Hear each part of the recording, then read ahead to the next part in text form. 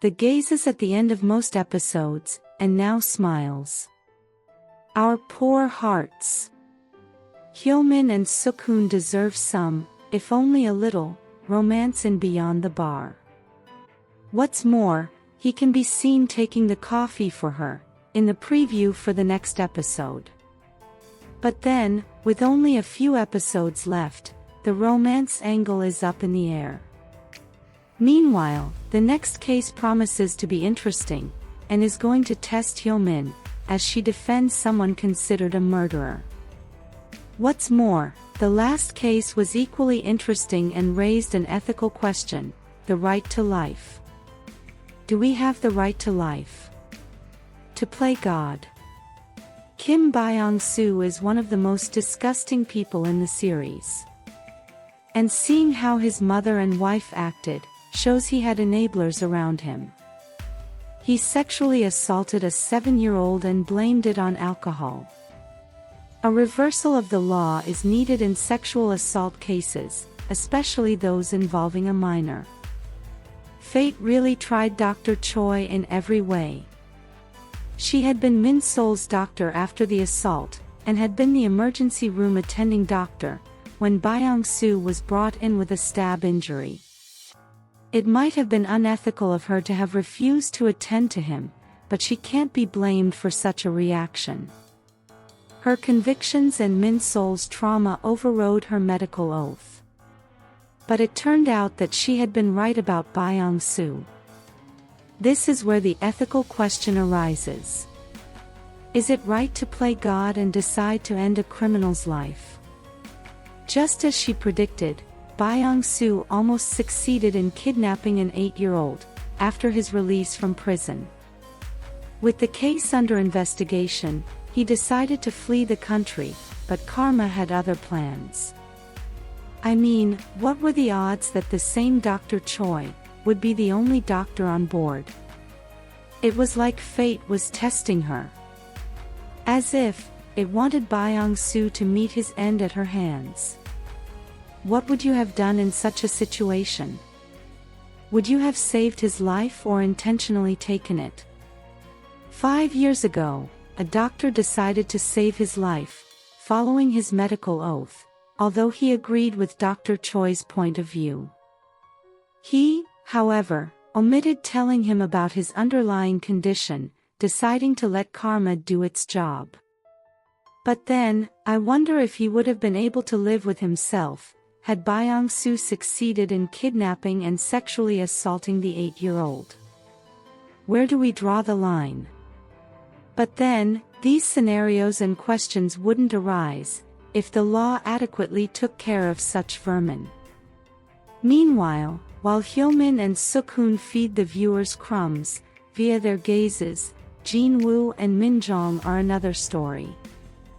After the night Min-jong woke up to Jin-woo stroking her hair, to him witnessing her embarrassing situation with her ex-husband and his mother, to him then helping her with the camera containing the last memories of her mother, Min-jong has been keeping her distance from him.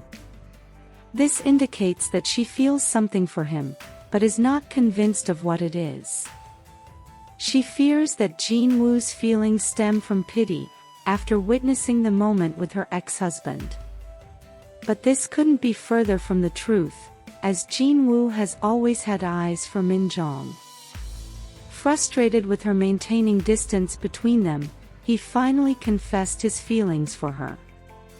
However, he gets a side-eye for the way this was done.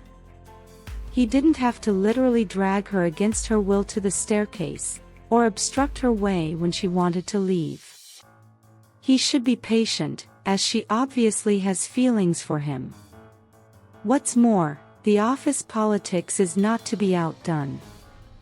What a 360 moment for Na-yeon, to not only run into Mr. Lee, but to go back to the case, which ended up driving her out of the firm, in the first place.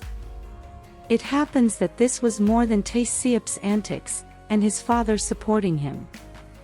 Something underhanded had happened.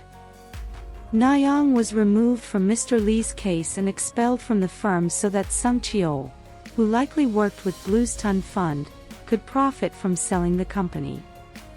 He had been watching them at the cocktail party.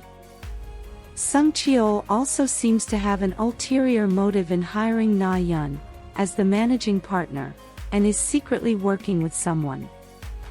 There's bound to be a battle of wits in the end, between the opposing sides. Na Yeon scored a big one, by making the dubbed salary stealers partners. It won't take long before they quit, or mend their ways. What's more, the other first-year associates finally got some spotlight in the last episode. Because of HyoMin, viewers got to see HyoMin and SeokHoon play house. HyoMin got to see another side of SeokHoon, the smiling one. He obviously loves kids, and they could make a good couple. After almost giving up on a possible romance, with only 3 episodes left, the gaze and smile in the end made viewers root for something between them. What's more, the next case promises to be interesting, as HyoMin steps up to represent the defendant, meaning viewers will see her in action in court once again.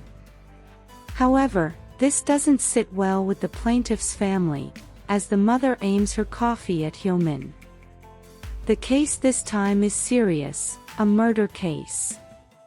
A woman is struck by a blunt object in an alleyway at dawn, which leads to her death. The murder suspect asks HyoMin to represent her, stating that she's partly responsible for her becoming a murderer. However, HyoMin can't recall any connection to the woman. This might have something to do with her twin sister. The suspect suffers from PTSD from severe bullying. Could it be that her sister had somehow been involved, as their mother can be seen surprised after seeing the girl's phone, which had recorded the bullying? Maybe, seeing HyoMin's dyslexia, her mother decided to go look for her twin, but found something disturbing. What's more, Na Yeon and SeokHoon suspect that the Bluestone Fund's investment in HyoMin was a planned scheme from the beginning, and while investigating the mastermind, they uncover a shocking truth. As I mentioned earlier, Jung Chae Yeon had been watchful, and somehow involved. Despite the challenges, HyoMin is determined to do her best for her client, with SeokHoon encouraging her to find the final blow. She can be seen representing the defendant in court, with SeokHoon by her side. Who else has their fingers crossed for a romance between HyoMin and SeokHoon? Let us know your thoughts in the comments section below. If you enjoyed this content, please give it a thumbs up, share it, subscribe, and turn on your notification bell for all things wonderfully K-drama. Thanks for watching, bye.